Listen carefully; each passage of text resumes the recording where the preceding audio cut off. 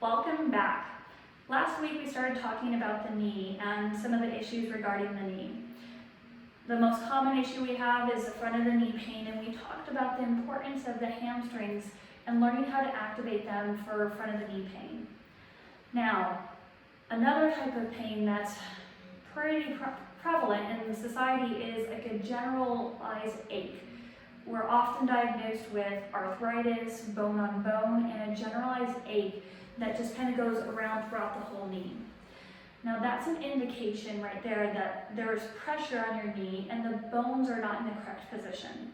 We talked last week how the pelvis gets tipped forward and that shifts our body weight forward. That's very common in people who have arthritic conditions that they're diagnosed with and they have complaints of generalized knee pain. That can also lead to a lot of swelling in the knee joint. Now, to fix that, that can be a little bit more complicated. We have to look at not just the knee, but what's going on all the way down into the foot and all the way up to the neck. It can't be just a solution of do a simple knee exercise, especially when you've had something that's been chronic for years and you're working through that. So what I suggest for people who have knee pain, and it's kind of generalized or they've been diagnosed with knee arthritis or a knee replacement, find someone to help you go through your whole body. I have a lot of videos out there that can serve to help you, but you might need someone to look at you and see what's going on. Some ideas to consider are, where is your chest position? Your chest position will determine if your rib cage is up and elevated, which tips your pelvis forward, which changes the pressure on your knee. If you drop the chest position, let the belly out and your ribs down, your low back relaxes, your pelvis can go back into neutral, your hip muscles now can go back into their correct position to fully control the thigh. Your muscles that attach between your hip and your knee, same thing, they go back into a position and can change the way they're pulling so there's not so much friction at your knee. This may seem kind of elaborate, but I have to tell you, I've helped countless people who were scheduled for knee replacements or going down that track who are bone on bone getting injections, cortisone injections, hyaluronic, Synvisc injections, and on chronic anti-inflammatories, prolonged anti-inflammatories.